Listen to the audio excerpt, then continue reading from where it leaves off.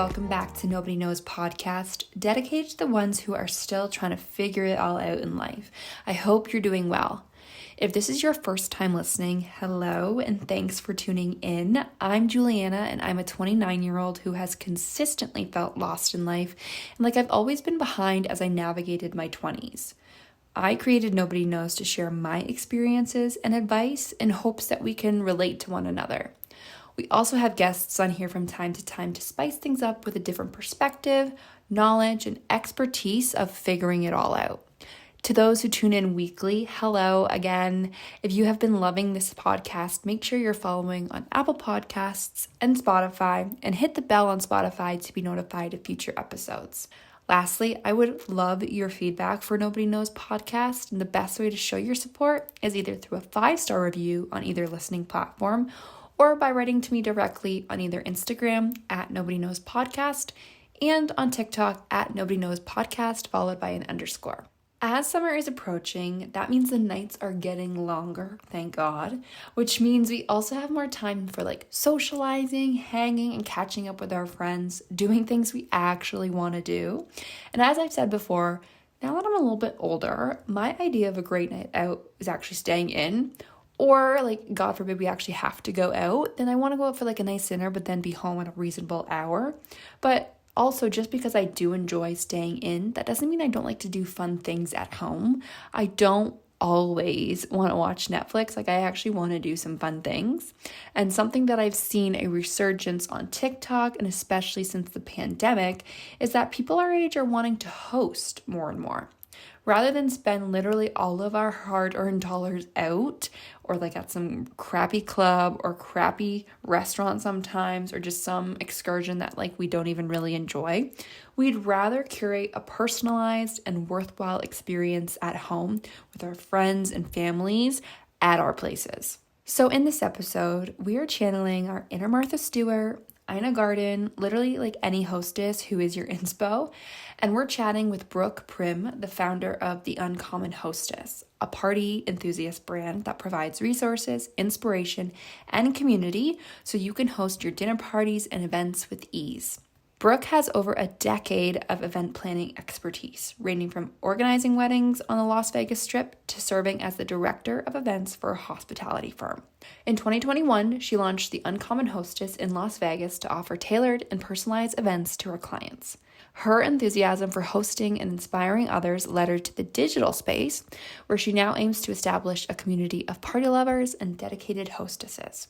We're chatting about normalizing not having it all together when running your business, evolving with your business as you grow personally, aligning your business as a brand instead to bring in opportunities for multiple revenue streams, and lots of hosting tips, tricks, and etiquette from Brooke herself, such as if it's okay to charge your guests for a dinner party you're hosting. So keep on listening. Thank you so much, Brooke, for being here today on Nobody Knows. Really looking forward to chatting all about hosting, your expertise of starting your brand, The Uncommon Hostess. I personally am starting to get into hosting a little bit more and found you on Instagram, I think it was, and I've just been hooked on your content ever since. And I know that a lot of Nobody Knows community also loves to host, so we're really excited to pick your brain today. Thanks for having me. I'm super excited. Awesome. So we'll first start off with a listener or Reddit submission. So we do this every episode. Today I've picked a submission from Reddit. And basically it's anyone who's looking for insight or advice. And then the guest, you obviously will give their viewpoint on how they would handle the situation. So like I said, I pulled this from Reddit and they had written, my friend is asking to co-pay for dinner that they are hosting. So my friend is hosting a dinner at his apartment and has asked everyone to contribute $20 for the dinner ingredients. Is it normal to charge your guests for a dinner you are hosting? Am I right in thinking this is incredibly offensive? Should I tell him or just politely decline the dinner invite? So how would you handle this situation, Brooke? Okay, that's a good one. I think it's becoming more normal for people to do that, but I do think it's better to preface the dinner by saying, hey, I want to host a dinner. I think it'd be fun if everyone pitched in for ingredients, like how do you feel, instead of just kind of springing an invite on someone and being like, you have to pay $20 to attend.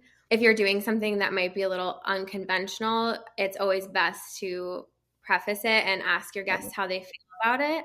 I think another way to get around that is I did a Friendsgiving last year, and I usually just take on everything, and it is stressful sometimes when you're paying for everything, you're doing all the work. But I ask my friends to pitch in ingredients, or like you can make a menu and ask your friends like, hey, would you mind taking the appetizer? And then that way people are bringing an ingredient or a dish rather than paying, because it's a little bit more transparent that way. Totally. I think when you're like, you need to pitch in this money, like you don't know where it's actually going, anything like that. So I think maybe if it was handled a little better, she would have felt better in that situation. But I think you have to do whatever is comfortable for you. If you're going to go into it with not feeling great about it, maybe don't go to that specific dinner.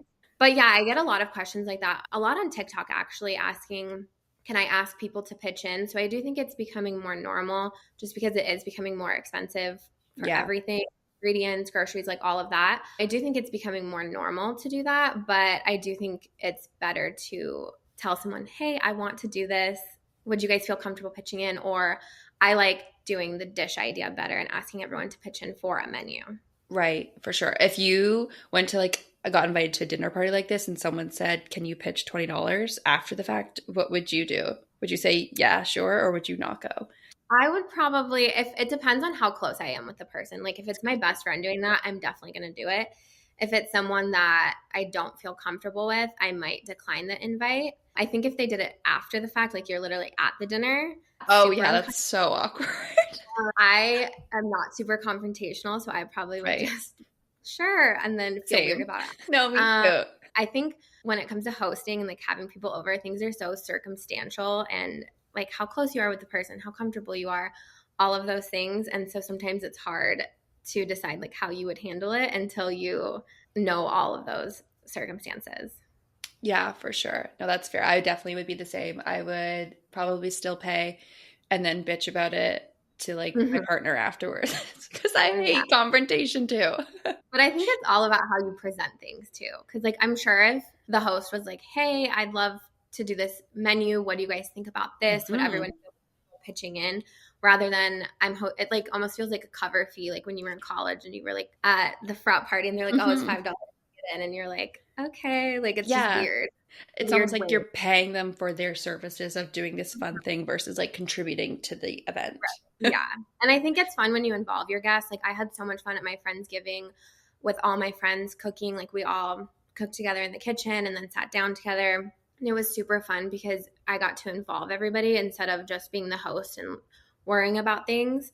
And so it was a nice moment of like connection and good memories. Like me and my friends are still talking about how fun it was. So I think there's definitely ways to involve your guests and not take on all of the monetary responsibility, but there's definitely better ways to do it. For sure. For sure. So Nobody Knows podcast is dedicated to the ones who are like still trying to figure out life. So what are you currently figuring out right now in life? So this could be big or small. This could be related to the Uncommon Hostess. It could be personal.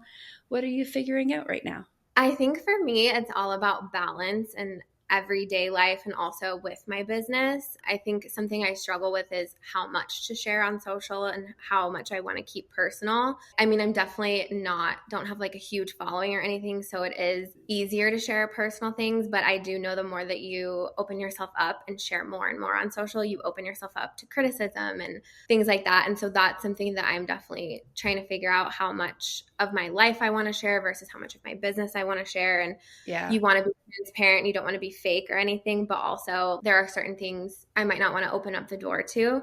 So I definitely think that's something specifically like with my business I'm trying to figure out. And then I just think in life, balancing your time and your health and all of those things are, I think, always things people are trying to work on. So true. And specifically with like balancing what you want to share on social media, I feel the same way. Obviously, this is a very vulnerable podcast because we're talking about things that nobody really has figured out, and even admitting like you don't know something, that is very vulnerable. But there are some things too that I'm still working through that I'm not like ready to share. But I still have that like internal battle of like, oh, well, like this probably would be helpful to someone else because I'm sure they're going through the same thing. But like, I don't know if I would be useful to even contribute to the conversation yet because I'm still trying to figure it out. Right. But then I feel guilty because I'm not sharing that, you know? No, I feel the same way. And it's hard too because I feel like when I have been vulnerable on social media, and like I had one dinner party that it just was a domino effect. Like so many people canceled last minute, and it was just like a disaster of a night in the way that I expected it to turn out. But it was like Right. still a great night. And I shared that, and it went like it got a lot of views, and people were like, thank you so much for sharing. And so something like that I think is easy to share, but also like, you're like, oh, no one came to the dinner party I hosted. Like, Yeah. awkward thing to say, but like things happen like that. And so many people have asked me, how do I deal with people canceling last minute? And so I think it was a nice thing to see that other people are experiencing it. But then there are also things that, like you said, I'm still figuring out. And people ask me for advice about my business. And sometimes I'm like, I don't know what I'm Yeah. doing with it. And so it's hard to be like an authority figure in a way. And there are some things that I'm like, yeah, I totally know what I'm doing and I'm super confident about it. But also, you don't know what you're doing sometimes, and you kind of have to Totally. figure it out as you go. But first off, I want to touch on I've seen so many TikToks of people hosting events and specifically girls who are trying to make friends. Like, let's say they've moved to a new city or like they just want to expand their network of like friends or like their friend group. And so they'll host events or they'll organize things for people that they've just met to like get together and get to know each other. And like people don't show up. And that can be such a gut punch. One, when you've put yourself out there to meet new people. And then you've also put all of this planning into it and all this effort to like make it a really good event or an experience. And then people don't show up. So I actually do want to know, what is your advice for people who get canceled on the last minute? Like, I feel like it's a relationship in a way. You're getting like rejected. I think for me, it's taken a while to find the right group of people that I know I can count on. I think that in general in life, it's taken a while for me for that. But I have like a core group of friends now that I know that I can count on. And if they do cancel last minute, I know it's because something is like really, they need to do that. And so I think in a way, one, you have to be understanding because sometimes life does get in the way. But I do also think sometimes people aren't considerate and they do cancel last minute Yeah. and don't show up. And so I do think the only thing I found that works is you just kind of have to work through and find those like people that you can count on, and those are like your core group that I always have no problem hosting for because I know they're going to appreciate my time and effort. And Right. I saw once and it was like, who are the people that stay after the party to help you clean up? And so I think you just have to find those people that are after the party helping you clean up and do all the unglamorous things and all of that. But I do think it's happening a lot where people are canceling last minute or they're just like not being considerate. And I think so many people go through that. And so I think people should know that they're not alone in that situation. And you kind of just have to work through it and know I can count on this person and I can't really count on this person. Yeah, that's such a good point. And then also, you had touched on in that last question about how there's some things that you don't know about your business. But I think even in that, there's some credibility because you're owning stuff that you don't know versus, sure, like in a sense, you do have to fake it till you make it, but it's not like you're preaching about all of these different tips and tricks on stuff you don't know. You're more so just putting it out there like, I actually don't know this, but like I would love to figure it out with you. I think that is like just so credible and like confident as a business owner or like someone who's running a brand to like be able to say, I don't know this or the answer to this question. Yeah, I feel like that's something I really try to be transparent about too. Like people message me and they're like, how do you deal with people canceling last minute? And it's like, I mean, there's only so much that you can do. I don't know all of that. Like, and I've literally, the only thing I can say is I've gone through inviting people so many times and they either cancel last minute, they don't respond. And so you just are kind of like, okay, I know that this person can be in this part of my life, but they're not going to be invited to every single thing I do because I think it almost breeds like a sense of not resentment, but like it's hard when you're doing something and you're putting so much effort into it and like you feel not appreciated for it. So true. And so I think you just have to learn these are the people that truly appreciate my efforts. And these are the people that maybe they do appreciate my efforts, but it's not coming across. And so you kind of just like learn that. And that's the only way I've learned how to deal with it. And so I'm like, I wish I was like, oh, this is exactly what you can do. But Yeah, it's sometimes it's just you have to learn as you go with that stuff. And I think totally. in general with life, like you have to learn the people that you can count on and the people that you can't. So For sure. Where did you get the inspiration for the Uncommon Hostess? So I have always been in the events industry. Growing up, I was a wedding planner on the Las Vegas Strip in my early 20s. And so I've always really loved events and social media. But I decided that I wanted to start my own event business kind of in the midst of COVID. And I had a friend who was like, pop-up picnics are all the rage right now, like we should try it. And she also was an event planner, wedding event planner in Vegas. And so we put together like a Valentine's Day edit. It was more like a Galentine's Day Mhm. picnic. And we did this like huge photo shoot, and it was so much fun. And so I ended up doing that. And out of that, I realized I wanted to create a business that just created memories and moments for people that were really special.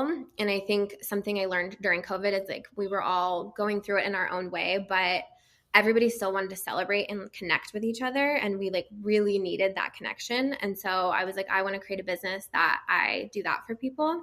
And so I just started doing kind of custom events and moved out of the pop-up picnic and just started creating custom events for people. And that's something that I think still rings true in my business. I always want to just inspire people to connect with each other. And you don't know what the next day is going to bring, and so it's important to be around loved ones and to connect and make memories with them. And that's something that I just really want to inspire people to do. So true. And I think it's really nice that you were bringing people together at a time when we were all like literally forced to be apart. Which and in your own like obviously respective way and like sticking with guidelines, I'm sure, and all of that nightmare that was back then also feels like a fever dream. Like it feels like I can't believe we've gotten through that. But I think it's so nice that everyone was wanting that at that time. Like you said, like everyone was craving like social interaction, like to be connected with people. And I think that that is something that no matter if we're in a pandemic or if we're like just here right now, like I think everybody always wants that. So I think Mm-hmm. that is well, it's a really sustainable business and brand idea. But I just really like that idea as well, the connection Yeah. piece. I feel like we think we're connected with people because we watch each other's lives Yeah. through screens, and we feel like we're up to date with people because of Hmm. social. But I mean, I personally don't really feel like I'm super connected with my friends or my family unless I'm even taking a phone call with them or just face to Right. face, like doing something fun. And just even sitting on your couch and like talking with a friend is so much better Hmm. than texting. And so I think we have this like false sense of like connection. And I think that's why people feel so lonely sometimes, So because true. you're like, oh, I know what's going on with my friends, but like you only know what they're putting out. Like we don't Yeah. actually know what people are experiencing. And I think it's so true. Social media is fake. We're all sharing our highlight reels and the best Hmm. parts of our life. And so you might not know if someone's struggling or they need advice or something. And so for me, I think connecting in real life is so much more valuable and important. And I think that gets lost in like the shuffle of life. Definitely. I would love if we can touch on like having it all together because, well, you've already been very transparent this episode already about you don't have it all together. You are still trying to figure out how to like grow your business, grow your brand, also balance personal and work life. But I do think, as someone who was on the outside looking into the Uncommon Hostess, it definitely looks like you have it all together. Like your aesthetic on Instagram, TikTok is beautiful. Your website's beautiful. Like even the idea of hosting, you got to have your shit together if you're going to host an event, I feel like, because it's giving like Martha Stewart. It's giving like I think picturesque Ina Garden, like those women have they I don't know, they just like are a caliber on their own. So to host an event, you definitely have to have it all together. But when we first met, you were like, that's completely untrue. I'm still like figuring things out. So can you elaborate on this and like share a time or give examples of when you had absolutely no idea what you were doing and how you've gotten through it? Yes. Well, thank you. That's so nice. I do think you have to have it together when you're hosting. Like, you need to be prepared and organized. And I think those are things that help you do that. But I think, like, specifically with my business, there are definitely things that I'm still learning. And I think keeping up with trends and learning new social media tactics and all that, like, those are things that you constantly have to be adapting to. And Sometimes it's hard to be doing that. But I think like when I launched my digital products, I have dinner party guides where they're kind of like done for you guides that take you step by step through hosting a dinner party. And that was something I really didn't know what I was doing. And I did, look for outside coaching when it came to those things. And I think when you can look for an expert in the field of what you want to do and learn and do research and then make decisions, I think those are things that can always help you. And I do think there's nothing wrong with admitting, like, I don't know what I'm doing. Let me do research. Let me go find someone that does know what they're doing instead of like reinventing the wheel and trying to like figure it out all by yourself. I think something else that really helps is like building a community of people that are other, like if you're trying to start your own business, being around other business owners really helps as well. And asking them like, how did you handle this? And being transparent, like, I'm struggling with this. How do you deal with this? And so I think those are things that have all helped me when it comes to not having it together and kind of moving past those obstacles.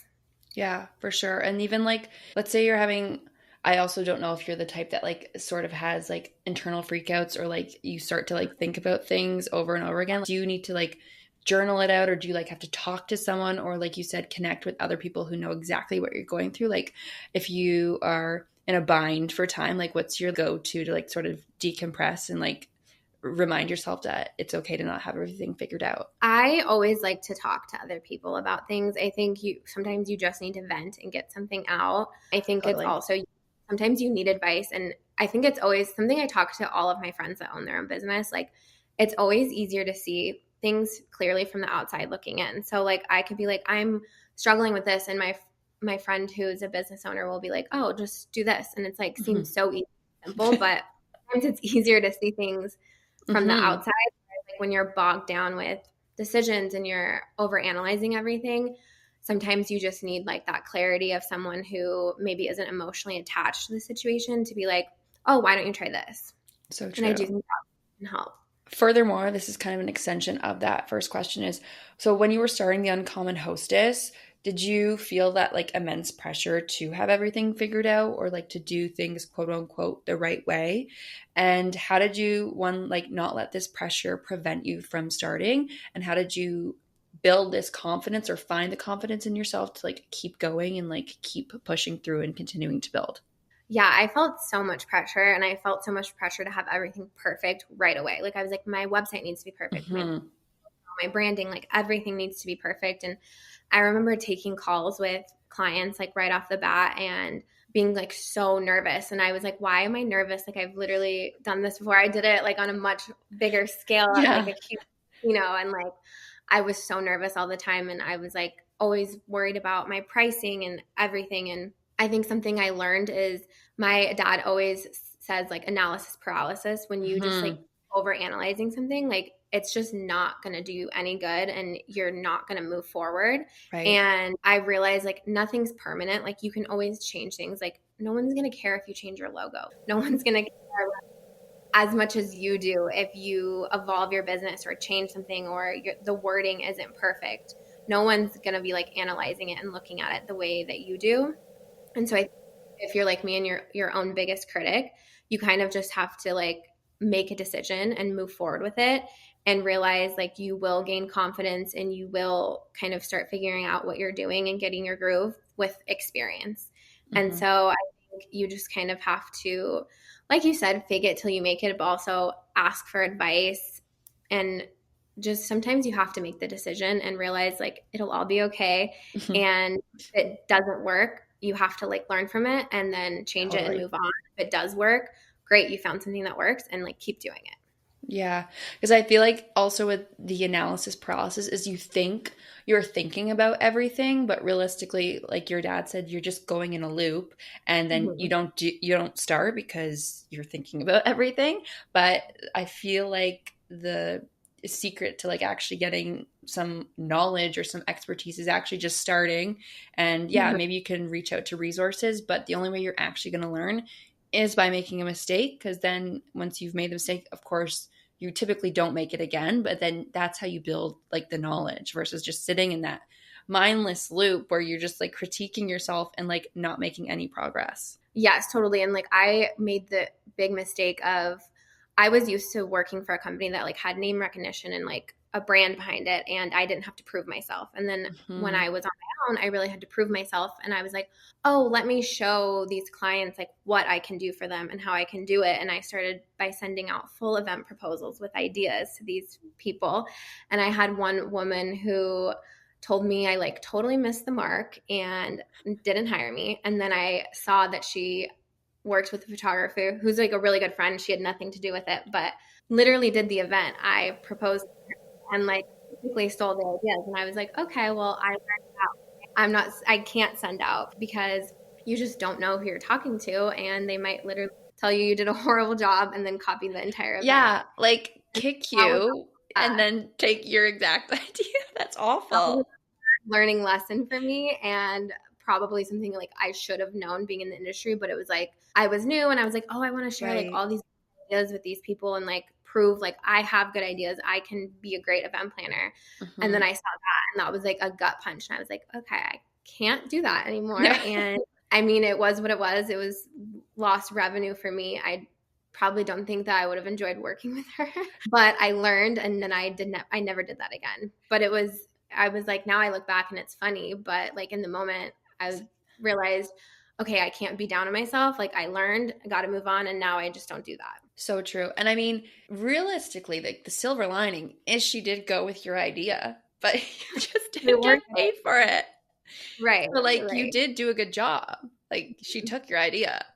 I was like, I do have good ideas, but I just can't Yeah. share them. And I think when Yeah. you're in the creative space, you learn that a lot. Like you have so many good ideas and you like want to share them because they're so exciting, but there are just certain things that you kind of have to keep. Like I do that now if I'm on the phone call with a client. Like I think of a really good idea and I want to tell them because it's exciting, but it's like you can only share so much Right. before you're like giving away what you charge for. Yeah. No, that can be so hard because that's like your professional practice, like your expertise, right? I feel like I would be terrible at that because I like almost have like word vomit where like I'm like, "Oh my God, I have this idea and this idea." But it is like a specific skill set to sort of like meet with them, brainstorm, and then sign them on and then share all of your like great ideas. Right. And it is really hard when you're first starting out because you don't necessarily have all the like a Yeah. portfolio to go. And that was something I learned too. Like I did so many styled photo shoots and things with businesses in Vegas to kind of get that. And it's like you almost have to put in the work to get that to show people like this is what I can do. And it is hard because a lot of the times you're doing it for free and on your own dime. But that was also how I made so many great relationships with other business owners and like people that I now consider really good friends that Right. are in my community of like when I have no idea what I'm doing, I call and I'm like, can you help me? Like, what do I Yeah, do? Like, for sure. So now I want to move into the theme of like growing your business or growing with your brand and evolving. I think something that we touched on when we first met was that you you kind of connect like your personal life or where you're at personally with like your brand. And I think that that's something that is really innovative. Like a lot of people are, I think, somewhat good at like keeping them two separate entities, but I feel like if you are starting like your own business, you put everything into it. So realistically, it is an extension of yourself. So, what advice would you give to other small business owners who are wanting to grow their business? I think kind of like we've talked about previously is I think having a community that helps you and that can give you advice is really helpful. And I also think being organized and writing out your goals for each quarter is really Mm. helpful. I find sometimes when you're bogged down in the little details and the day to day, it's easy to lose sight of your end goal and your what you want to accomplish that year. And Mhm. so I think having that accountability of writing down your goals and Right. always going back to it and always going back to the main intention and mission of your business. I think that's something that's been really helpful for me because when I do get bogged down in the details of it, I do lose sight of that. And so when I Mhm. always sit there and I go back and I'm like, okay, what is my main goal and what do I want to communicate? I think that's something that really, really helps me. For sure. How do you approach decision making when you're faced with limited resources as you're just starting this new business, but you also have the need to like optimize outcomes because again, you're just starting out? So I do think it's easy to overanalyze, especially when you're first starting your business and you want to make everything perfect. I think something you need to remind yourself of is you can't always change things. Nothing's permanent. Mhm. You can't change something. You can change your branding, your colors, your logo, your verbiage on your website. Like those are all things that you can change. I think what I try and do is I give myself a time frame in terms of research, and then once I'm done making that research and I have everything that I need, I kind of have to like move forward and make a decision. And then if it doesn't work, you learn from that situation and you can change, or if it does work, that's great and you know what to do moving forward.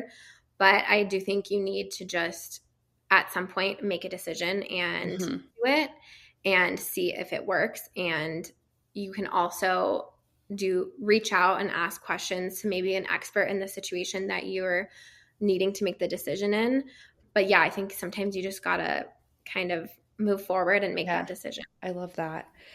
And also in our time when we were first starting out, you had mentioned that you're more focused on putting the Uncommon Hostess and focusing that as a brand versus just like a business. And you've touched on that by doing this, you can open yourself up to sort of any opportunities that might come in and not really pigeonholing yourself. So, how have you worked to grow the Uncommon Hostess since it started? Yeah, so when I first started, I was really only doing event planning and I was sharing a little bit of it on social media, but I realized how much people liked me sharing on social media and had questions. They loved seeing the events. And so I really moved forward with sharing my life and being an event planner on social media. And I do have like some experience in social media, so that was very helpful. And then I really decided I wanted to shift my business to doing more social and kind of become a content creator in the space of hosting and event planning. And I really kind of like pigeonholed myself in that and kind of stopped doing events as much. And then when I realized if I created more of a brand and added in education and content creation and brand deals and things like that, Hmm. I really opened myself up to more funnels of income and also just doing what I love, my passion, teaching people how to do that through social media. And then also, I love doing content creation, working with brands, and just finding brands that want to inspire people to connect as well and Hmm. creating content. It's been such like a blessing and so much fun for me to do. And so when I realized like if I positioned the Uncommon Hostess as a brand rather than just an event planning business or me being a content creator, I could do so much more and really evolve my business and do it all in a way that I love doing it. It's just been really helpful for me. And so I think if you're a business starting out on social media and you are open to doing more things and Hmm. creating content for companies or businesses or products that align with your business, it really opens up the door so much more for you. And you can still do what you love and be making money doing it and just create more opportunities for yourself.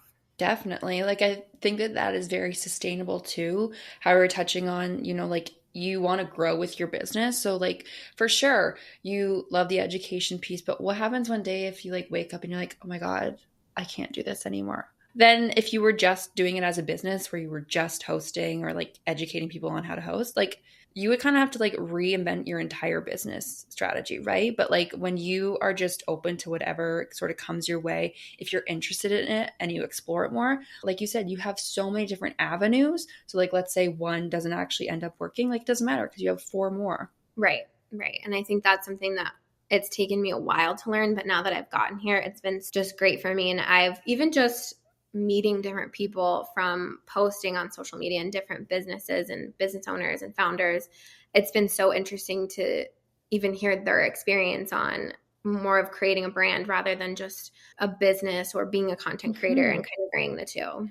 Yeah, and I bet it's also like fun. Like, I feel like you never have a boring day. Like, do you like love waking up every morning and going to work? Yeah, I do love it. And I think sometimes I don't know, you get caught up in like the details of everything, but when I step back Yeah. and look at it, I'm so excited about everything I've done and it's just brought me so many good people and it's so rewarding to even just get a text or a DM from someone saying, I didn't enjoy it anymore, but seeing your content has made me host this dinner party. Or Aw. I've gotten so many of those, and that's just so nice to hear Yeah, that.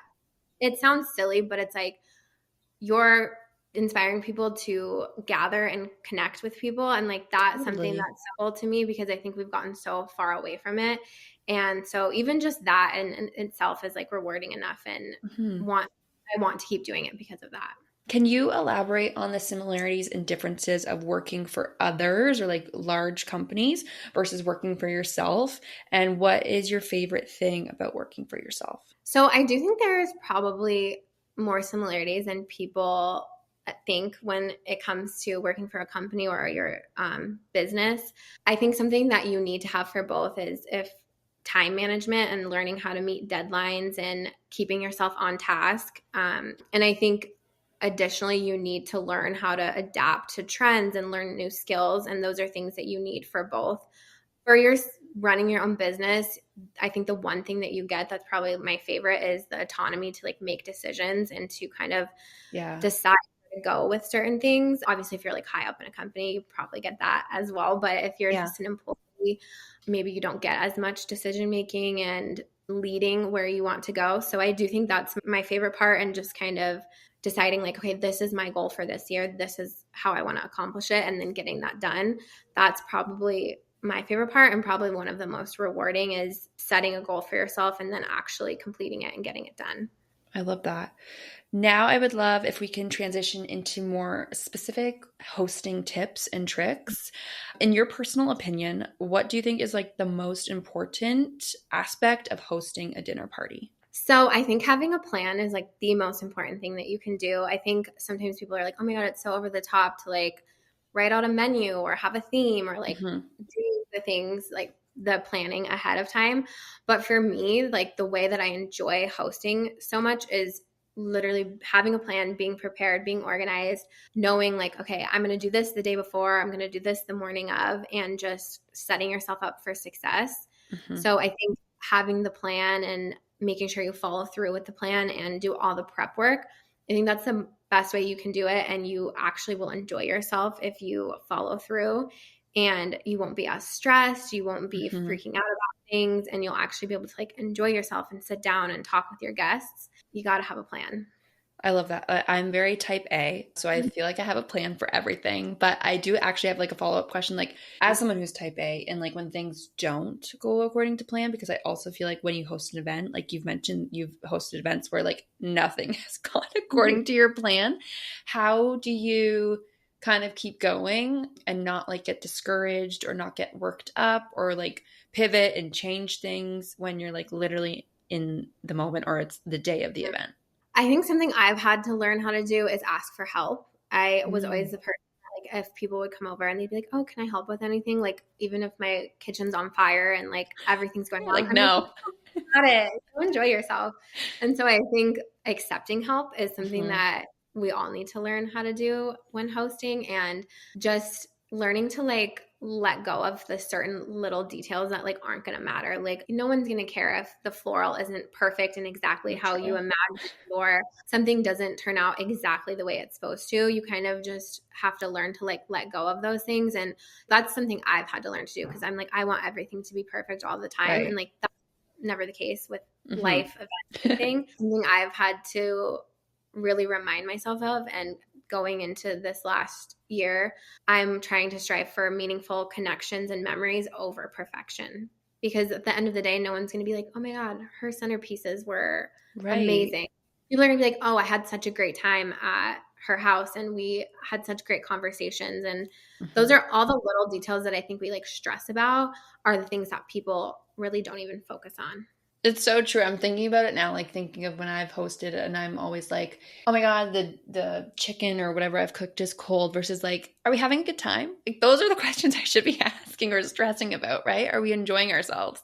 Yeah, definitely. And so I think we put so much pressure on ourselves to make everything like absolutely perfect.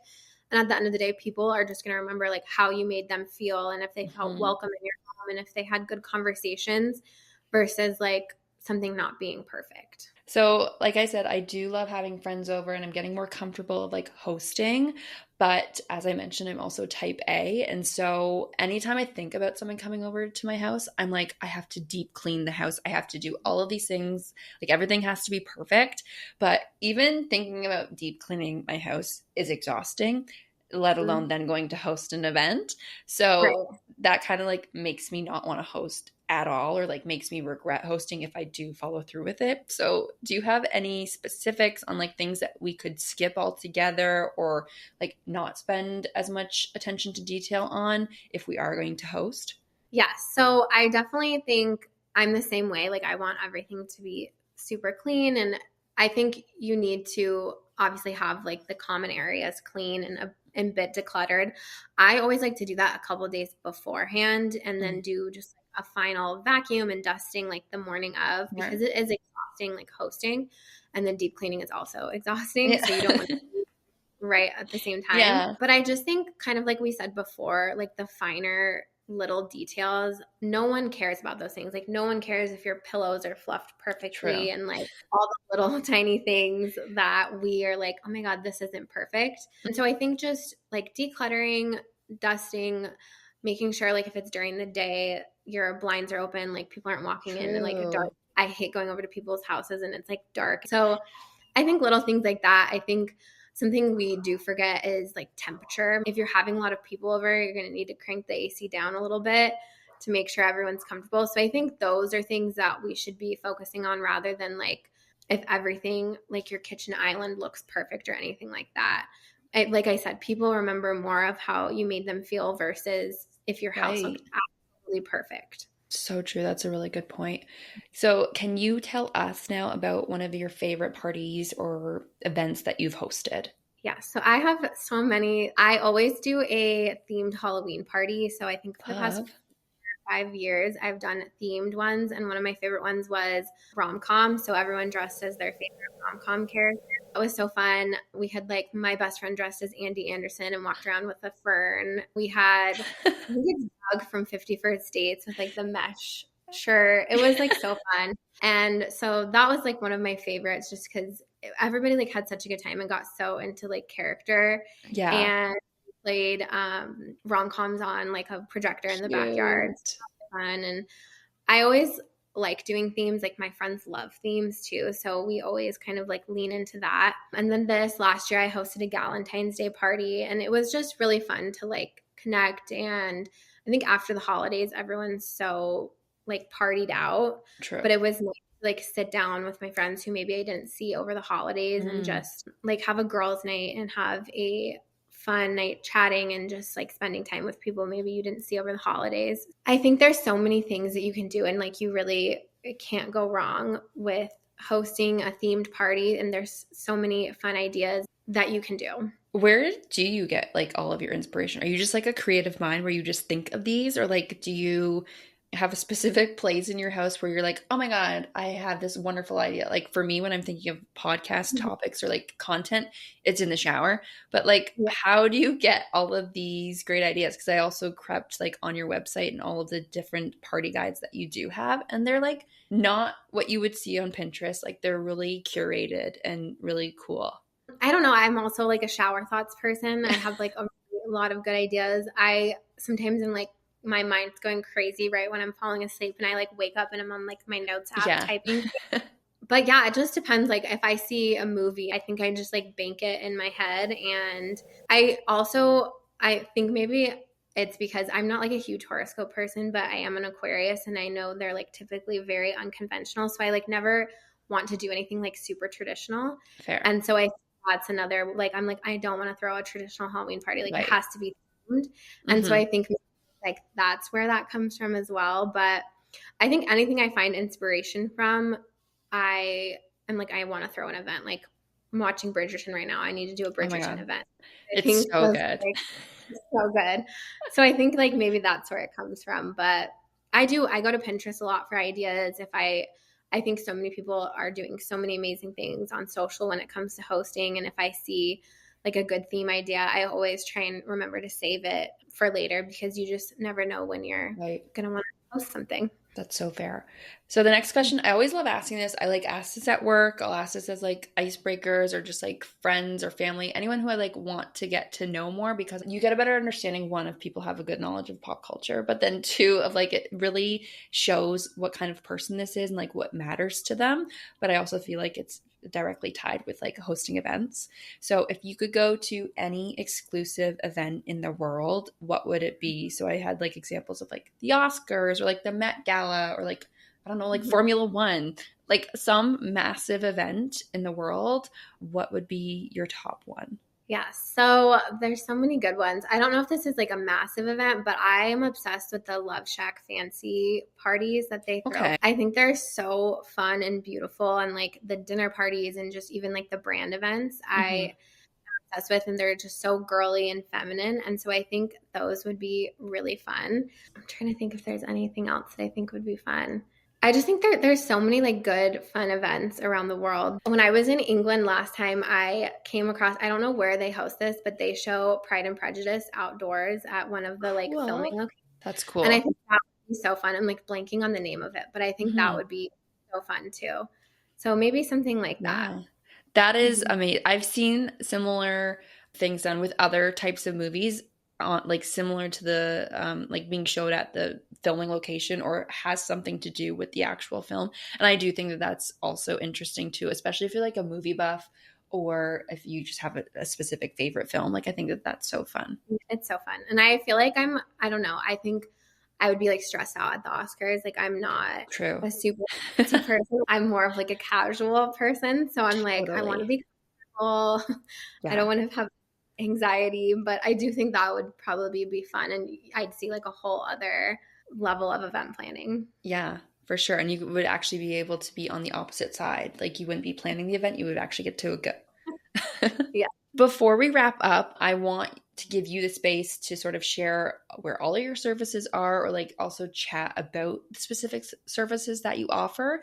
And can you also tell us who would be best suited to use your services? Yes. So on my website, I have a whole host of things for hostesses, a Hmm. lot of different items. So I have a virtual club called Be My Guest. I actually haven't announced this yet, but it is a free resource now where I have a ton of different ideas, hosting ideas. There's some templates for organization, like a budget tracker, tablescape ideas, like all kinds of Hmm. ideas. So if you're hosting a lot and you feel like you want more inspiration and ideas and like templates to keep you organized, that's perfect for you. And then I do have my digital dinner party guides, which are kind of like done for you guides that take you through step by step on how to host, what to buy, what to make. They also have like menu and invite templates that you can go customize on Canva. So that's kind of for anyone who wants a little bit more guidance and you want to host like a specifically themed dinner party. Then I have my personal event concierge, which basically, if you were hosting a dinner party, a birthday party, bridal shower, kind of whatever, and you needed guidance on what to do, what to buy, like how to do the actual event, it's an opportunity to work one on one with me. And we basically like build out your dream event and then you get to host it. So it's kind of just like having a event planner on standby asking like Hmm. what, and then I basically like present you with a full PDF on everything to buy, what to do, how to host the event. So it's kind of a more curated, personal, customized event. And then my social always has ideas. Also on my blog, I have a ton of like how I'd host, and it's basically Mm. like all these different themes. I think the last one I posted was a kid's birthday. I'm like too sweet for Cute. like a second birthday, like dinner party. So basically, like, everything that you're like the items that you're gonna need to host, Hmm. I put together on those, so you can go and just kind of like have a curated idea, tablescape, whatever it may be, and you can just kind of like add to cart and go host. I love that. All of those different options sound amazing. And I did sign up for the Be My Guest and I just did an initial creep and I was like, oh my God, there's like so much content on here. It was great. Like, I'd highly encourage anyone who's listening to this to go and check that out because, like I said, it's like more curated than Pinterest. Like the content that you've put in there, it's very, like, you can tell you've put a lot of effort and time into it. And everything that I was looking at, I was like, I'm inspired and I actually like want to execute on like hosting my own dinner party. So I definitely just want to encourage anyone who's listening to check that out. But two, if you can also give the specific links to your website, or if you want to also plug your socials too. Yeah, so it's all just the Uncommon Hostess on TikTok, Instagram, and then that's my website as well. And yeah, like I said, I try and post a lot on there as well, just inspiration, tips and tricks, ideas. I also do a lot of like ask me anythings in terms of like if you want to post a certain thing, like what you would do for a certain theme, kind of like that. I love doing those as well, just to give people ideas and inspiration. Well, I love that. Well, thank you so much, Brooke, for joining us today. I know that I took like a lot away in terms of like inspiration, and I know that the listeners will as well. So we're definitely excited to see what you're going to be hosting in the future. And I know that I'm going to be excited to see what our listeners are going to host in the future too. So thank you. Thank you so much. It was so fun.